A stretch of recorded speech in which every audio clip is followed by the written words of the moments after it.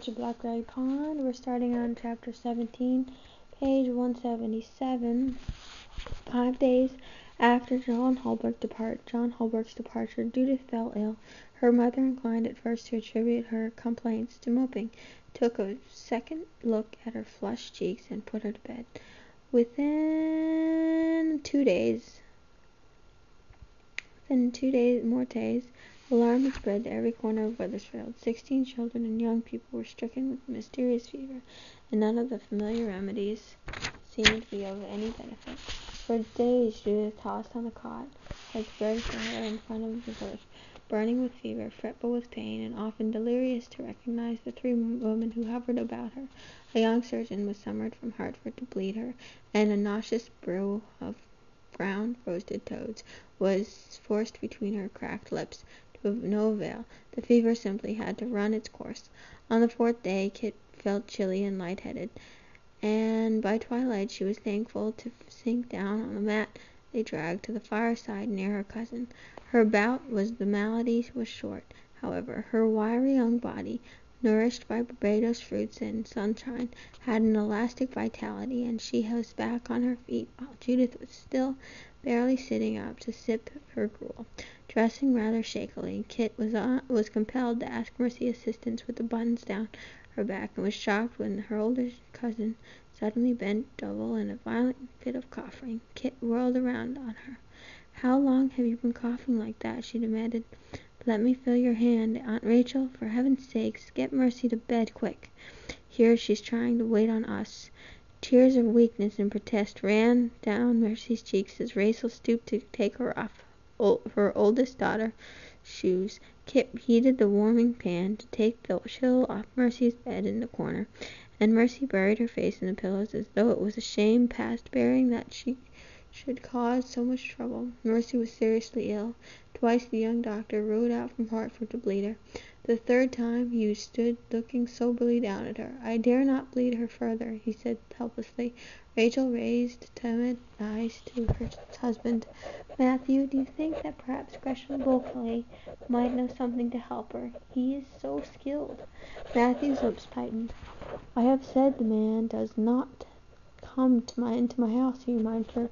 "We will hear no more about it." Rachel, already worn from the long vigil with Judith, was near the breaking point. Matthew, after working in the fields all day, forced his wife against her will to get some rest while he sat with his daughter bedside all night.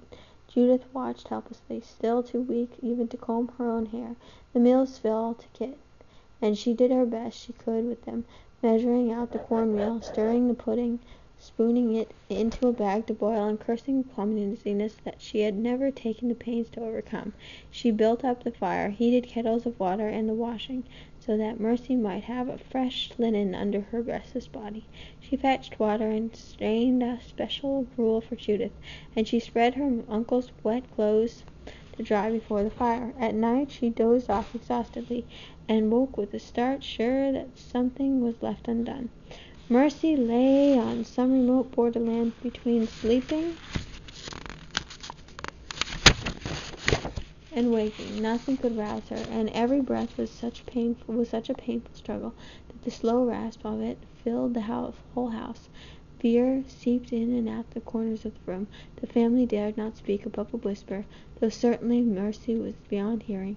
On the 4th morning of Mercy's illness, Matthew did not go to work at all, but sat heavily at the table, turning the pages of the Bible, searching in vain for some hope to cling to, or shut himself in the company room, where they heard his heavy tread, back and forth, the length of the room. Toward noontime, he took down his coat from the peg.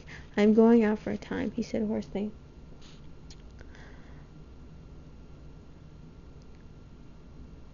"Where did I go?"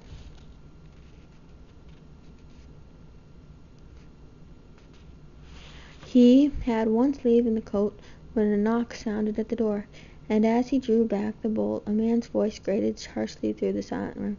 "Let me in, man. I've something to say."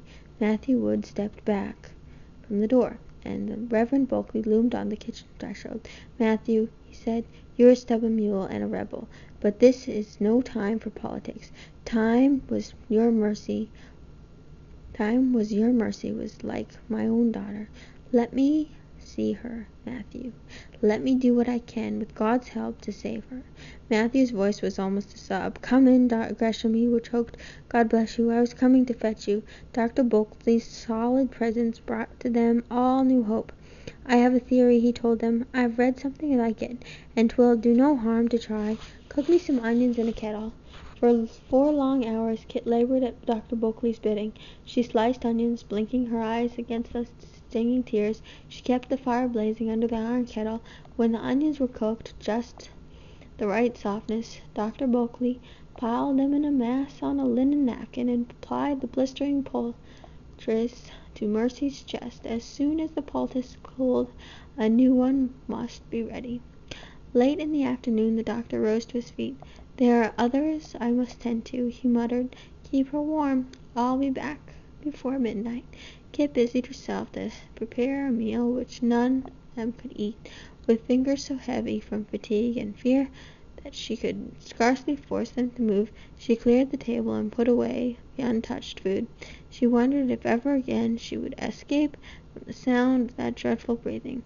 Her own lungs ached with every sighing breath that Mercy drew.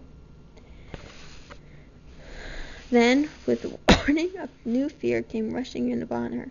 From without the house there was an approaching sound of stamping feet and murmuring voices, gathering volume in the roadway outside. There was a crashing knock on the outer door. The 3 women's eyes met in consternation. Matthew Wood reached the door in one stride and flung it open. How dare you? He demanded in a low-voiced anger. Know you not there is an illness in here? Aye, we know right enough, a voice replied. There's illness everywhere. We need your help to put a stop to it. What do you want? We want you to come along with us. We're going for the witch. Get away from my house at once, ordered Matthew. You'll listen to us first, shouted another voice. If you know what's good for your daughter, keep your voices down then, and be quick, warned Matthew. I've no time to listen to foolishness. Is it foolishness that there's scarce a house in this town but has sick child in it? You do well to heed what we say, Matthew Wood. John Wethersfield, boy, died today, and makes 3 dead. That makes 3 dead, and it's the witch's doing. Whose doing?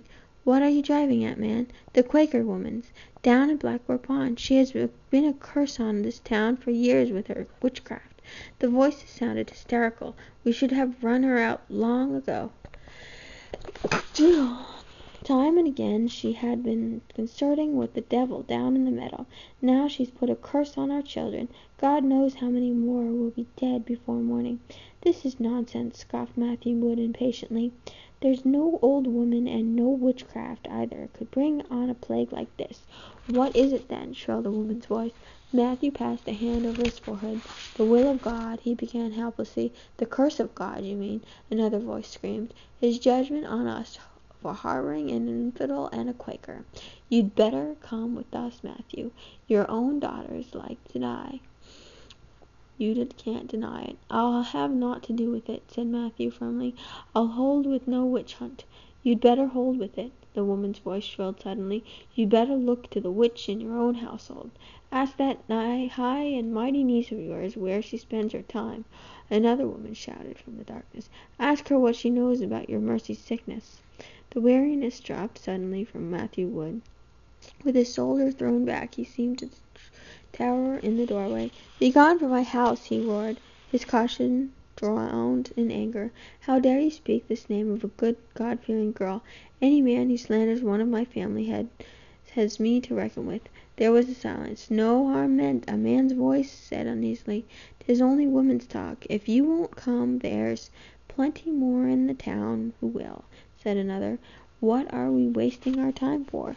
The voices receded down the pathway, rising again in the darkness beyond.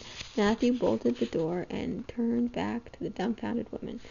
Okay, we're going to start again on page 184. There's 84. We just ended on page 183.